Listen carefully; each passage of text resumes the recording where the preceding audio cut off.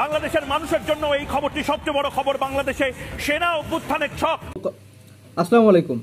বাংলাদেশে সেনা কু করা হয়েছে এবং যেখানে ইতিমধ্যে 5 জন সেনা অফিসারও মারা গেছে, এমনটাই নিউজ করেছে ভারতীয় গতি মিডিয়া।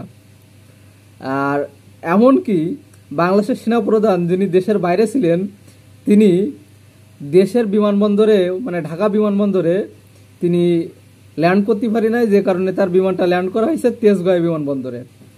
এমন চাঞ্চল্যকর রিপোর্ট দিয়েছে ভারতীয় মিডিয়া। তবে এর পিছনে কারণ কি, খুব কারণ সূক্ষ্ম বা সাধারণ ব্রেন খাটালে আপনারা বুঝতে পারবেন যে বাংলাদেশ এবং চীনের ভিতরে বড় একটা চুক্তি হতে যাচ্ছে।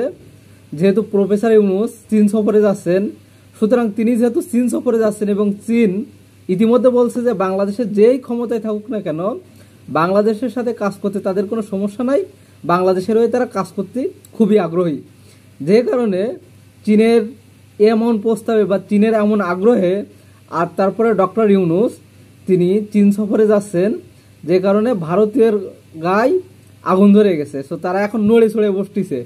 তারা এমনিতে 5 আগস্টের পরে তারপরে তাদের এই যে ব্যথাটা তাদের লাগছে বা তাদের যে স্বার্থ হাসিল করছে গত 15 বছরে, তার বিন্দু মাত্র তারা এখন পাচ্ছে না। সো তাদের এখন মাথা নষ্ট।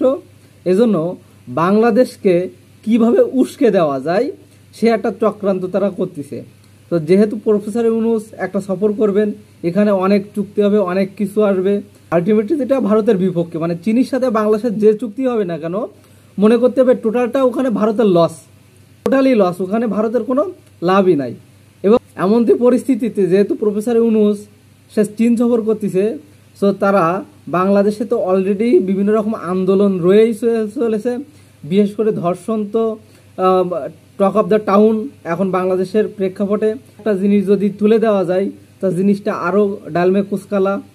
তারপরে গিয়ে যে সেনাবাহিনীর ভিতরে যদি এমন একটা কানপড়া পুশ করে দিয়ে যদি সেনাবাহিনীর দিয়ে কিছু কাজ হাসিল করা যায় বা দেশটাকে যদি একটু অশান্ত করা যায় বা সেনাবাহিনীর ভিতরে ফাটল ধরানো যায়, সো এমন একটা শখ তারা করতেছে।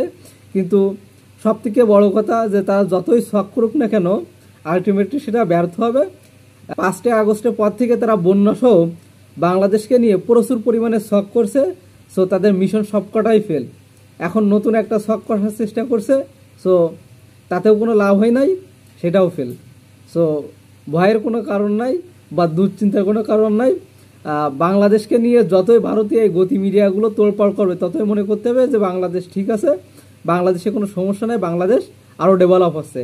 সো যেটা পাশের বাসার বা পাশের বাড়ির দাদাবাবুদের সহ্য হচ্ছে না। সো ভালো থাকবেন সবাই।